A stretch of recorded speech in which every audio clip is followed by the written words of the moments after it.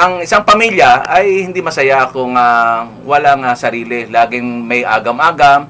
Pagbayad man ng upa ngayon, bukas, ay magbabayad ka na naman sa sunod na buwan. So, mga gastusin, walang katapusan na problema, no? Kaya, ang inyong lingkod, at kami po, ang inyong mga lingkod, no, ay humanap po ng solusyon at naisip namin gawing programa tong Bahay at Kabuhayan. Sapagkat sa pag-aakala namin, ito yung susi ng ating kahirapan. Susi ito ng nagaganap na mga problema sa lipunan. Dito lang po nakabatay yung konkretong solusyon na kung ikaw ay may bahay, siyempre ito ay hindi ka nauupa. At kung ikaw ay matulungan din ng gobyerno na meron kang negosyo, ikaw ay, yun natin medyo masaya ka na sa buhay, wala ka nang alalahanin, nakahanda ka na, pwede ka nang mamatay, ika nga, sabi nila. Isa to sa mga 3 basic needs of man Yeah. Diba, shelter? Kaya dahil dito ay paano natin ma-avail to, no? Yan na, pumapasok na po tayo doon. Yung sa patas po natin, unang-unang nakabatay dito sa ating Constitution, sa Saligang Batas ng Pilipinas, nasa article to, no, na yung igalang yung karapatan ng tao, malaya kang makapagtayo ng samahan, malaya kang magsalita, na ito'y pumapabor sa pangkahalatan. Ibig sabihin po, hindi maliwanag dito na kung saan ay libre yung Latin. Lahat dito may bayad Lahat ng public servants sa atin may bayad. Pero tayo ay nililiwanag po natin paano dati makukuha itong bahay na to. Marami po tayong tiwangwang na lupa, no? Ito po yung tinasabing alienable disposable land, na kung sa pag tinawag na alienable disposable land, ibig sabihin ito libre. Libre itong applyan para magpatitulo, libre itong bilhin para sa magkaroon tayo ng pag-aari. Ito po yung tinatawag na sales application at yung tinatawag na pre-patent application. Ito ay circular to ng DENR na kung saan ay ang gagawin po ng mga tao. Ito po sabog-sabog na na paliwanag, general speaking, na kung saan ito po yung sistema. Lahat ng tiwangwang na lupa, kung mapapansin nyo, ay halos nagkaroon ng titulo, pero maliit na porsyento pa lang yan. Siguro mga sa 60%, 70%. Pero karamihan ho dyan, kung mapapansin nyo, pagbaba ng isang politiko, ang dami ng titulo. Ang dami ng pinapaboran. Kaya panahon na po siguro para tayo na mismo itong Bahay at Kabuhayan, applyan na po natin to. Ngayon, ang tanong, wala tayong pera. Wala tayong pambili dahil wala nga tayong pang-upa lang kaya natin. Minsan wala pa nga, hindi pa tayo nakakaupa. Meron po tayong proseso dito. Unang-unang proseso natin, kapag na-applyan na natin kung saan tayo nakatigil dito kasi sa DNR law, ito masasagot ng mga darating na bisita natin dito, sa mga darating na baka sa sunod na Sabado, ay ang gagawin natin dito, ina-applyan po natin to, na kasi kailangan nakatiri ka doon o nakatira ka ng hindi bababa ng 5 taon at hindi naman tataas ng 15 taon. So, bona fide resident dapat. Kaya ang inihikayat natin, karamihan naman tayo dito, bona fide resident, no, sa Pilipinas. So, dito, ay paano mababayaran to? Sa sales application proceedings, binibili to ng mura. Binibili to ng wala na 5 piso ngayon, 50 pesos, 100 pesos per square meter. So, pagka ito na ibili na natin, matitituluhan to, ipapublish to, ng 3 linggo, ipapublish kung may opposition o wala. Kaya, kung nag-iisa lang tayo, kung dadalawa lang tayo, ilan lang tayo, ay hindi ho maipoprocess to. Ito ay mananatili yung mga land grabbers sa kanila napupunta. Kaya maraming yumaman dito sa lupa. Kaya sa ganitong paraan, meron po tayong, bakit sinabi nating libre? Grant kasi sa international community, meron tayong tinatawag na US AIDS, meron tayong tinatawag na sa European AIDS, yung Russian, ito kamakailan, umatin kami, no, ng celebration nila, di ba, Prof, no? May pag-asa na mabigyan tayo ng financial assistance para dito sa organization na kung saan sila na yung mag-i-sponsor para bilhin to at bigyan ng allocation para nang sa ganoon maibalik sa mga Pilipino na tinatawag na informal settlers. Yun po yung bahagi. Yung tungkol dun sa Russian aid, maaari nating buksan yan. Ganun po man, siyempre, ang mga Ruso, tulad ng ibang mga gobyerno, unahin nila ang sarili nilang mga problema. Lalo na kung dito naman sa atin, atin naman lupa yan. At hindi naman kanila pa. At gusto lang sabihin ni Ginoong Tripliman, maraming maaaring subukan. Ganun pa man sa gaya ng aking mga kasama, huwag tayong umasa kahit kanginong foreigner. Kasi ang mga foreigner na yan, siyempre mga kaibigan din naman tayo na mabuting kalooban. Pangalawa lamang, ang pinakaunang maasahan natin ay ang ating sarili. At bago ko malimutan, kasamang Tripliman, kasi pinag-uusapan natin ngayon, puro lupa. Samantalang bahay at kabuhayan tayo. Hindi po kasi maiiwasan yan. Ang bahay, nakatungtong sa lupa. At ang kabuhayan, unang-unang pinagagalingan po niyan ay lupa. At meron lang kanina sa mga batas natin kasi bagamat marami yung mga maaaring maging kaibigan na talagang merong pusong makabayan at tutulong sa bansa.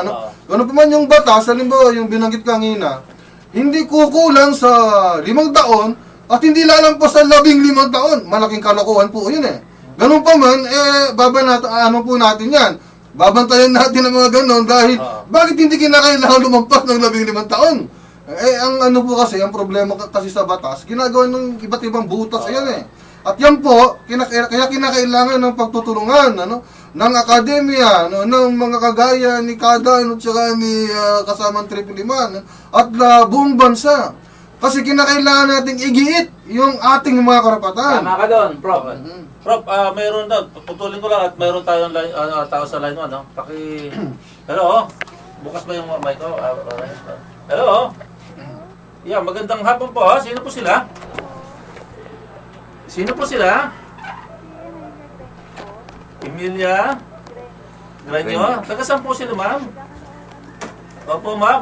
Ano po mapaglilingkod ng aming programa? Pangalawang beses ko na po napakinggan yung programa nyo. Opo. Meron po akong narinig na meron daw po kayong libreng pabahay. Aha. Itatanong ko lang po, kung paano po kami magkakaroon ng pabahay, ano po po ang nire-report doon? Yun nga po yung aming pinag-uusapan yan, At diniliwanag po ng ating kasama si Tripliman. Kung nasusubaybayan niyo po, Ginoong Tripliman. Yun nga, pagpapatuloy natin, yung maiksi-maiksi kasi isang oras, Yung pagpapatuloy po natin, ma'am, yung sinasabi ko kanina na alienable disposable lands, ito po yung mga public domain o yung public lands. Ito po yung pag-aari ng Republika ng taong bayan. So, madalit sabi po ay kitang-kita rito na yung karapatan naman po natin, gamitin natin. Sapagkat yung sinasabi nilang batas na yan, pinahiram lang natin sa mga taong gumawa ng batas nang binigyan ng kapangyarihan. Pinaarkila lang po natin yan dito sa mga nanunukulan sa bayan. Kaya yan, dahil tayo talaga ang tunay na may-ari niyan, ibabalik po natin sa isang tamang proseso. Susunod po tayo sa batas na imiral. Pero meron po tayong pinaplanong amyendahan yung batas, At naghahanap po tayo ng mga sponsor na mga makabayang politiko tulad ng congressman at ating mga senador. Dito po ipagpapatuloy ko para magawa po natin to tayo maintindi. Kung mga sabi nila kung isa daw yung nagsasalita, hindi masyadong marinig, nagbibingi-bingihan. Pero kung marami yung nagsasalita, ay mapapasin tayo, di ba? Kita nyo naman kung may mga pagkilos, nakikita natin yung mga nagwiwelga, hindi ko sa amin magwiwelga tayo, yung mga nagwiwelga sa kumpanya, yung mga estudyante, di ba't pinikikinggan po sila? Kahit na wala nga sa batas, ginagawang batas yun dahil mas marami silang nakakaisa. Yung po rin formula natin dito, kailangan po natin magkaisa, magbuo ng isang organisasyon, at magbuo ng pamunuan sa ating barangay. Nang sa ganon ay lumawak, lumaki, lumakas, at dumagundong, sabi ko nga kanina, yung ating boses. Dadagdagan ko lang ang pinapaliwanag ni kasamang Tripliman. Unang hakbang na gagawin natin ngayon ay muna tayo, mag-membro muna tayo doon sa Facebook account natin, yung DWAD Bahay at Kabuhayan. Pagkatapos po, mag-set kami ng araw na magpupulong tayo at mas detalyado natin pag-usapan dahil kulang po yung 1 oras dito sa ere. At ang gusto ko rin bigyan din ang sinabi na kinakailangan po nating magkaisa. Kinakailangan magsama-sama yung ating tinig at lakas. Kasi ang dapat ko rin pong aminin ngayon pa lang, yung mga sinasabing disposable and alienable. Kasi kapag hindi tayo nagkaisa, baka puro sa private ang yung PPP ng kasalukuyang gobyerno ay maaaring pong makasama sa atin. Kasi sa halip na kababayan, tayo ang kausap, baka malaking kumpanya ang kakausapin ng gobyernong ito. Ganun pa man, dahil nga doon sa meron ding pagkakataon, alienable nga yan, ibig sabihin pwedeng mapunta sa pagmamayari ng iba. Ang gagawin po natin, ang lahat ng legal na paraan, katulad ng sinabi kanina, ay ating gagawin upang kilalanin na tayo ang nagmamayari ng mga lupa. Ganun po, yung pangalan ng tumagulit. Magsiyasyat kami ng meeting, mag-membro muna kayo doon sa Facebook. Kapag sapat na yung dami doon, po namin dito, i-announce po namin sa programa. Salamat po. Karagdagan din po, Prof. Yung tungkol sa pagtatayo, simple lang ho, parang isang asosasyon lang actually, no? Ito, meron tayong 5-man working committee. Dapat meron pong chairman, vice chairman, secretary, treasurer, auditor. 5 tao lang po ang kailangan namin sa isang barangay upang mag-umpisa tayo sa tuldok hanggang mapuno natin yung Kopon ba na yan.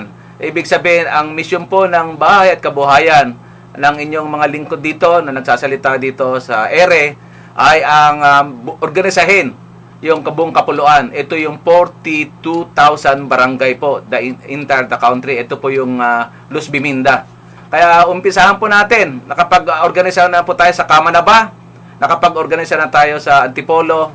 Palawakin na lang po natin to upang ito ay ma-pressure natin na kung pwede nga ay yung sales application ay i-donate na lang sa taong bayan. Dadagdag ko pa kasama. Kasi tayo, masyado tayong umaasa sa foreign investment. May tutulong yan kasamang dan. Pero hindi naman puro foreign investment. Ang kailangan natin, mag-invest sa sarili nating lakas, sa sarili nating galing, sarili po nating kayamanan, kaya kahit wala yung foreign investment. Kaya may kasama nga itong pangkabuhayan, hindi lang ito bahay. No? So kasama po yun doon sa ating gagawin dito sa ating inoorganisa na samahan. So mag-umpisa po talaga, ma'am, doon sa mag-organisa po muna, and then later on, kung ano po yung kalabasan ng pag-organisa natin, doon po natin tayo makapag-umpisa. Tiyak naman ang kalalabasan. Hello po. Apo, sige po. Depende po sa bilis ng ating pag-organisa ng kwan. Pwede pong, ma'am, makasigit ginawang equalizer. Yan po ay on call, anytime. Anytime po yan. Sapagkat hindi nyo naitatanong, nabanggit ko na meron na kami mga organization, kinokompleto lang namin yung NCR, yung 15 cities and municipalities.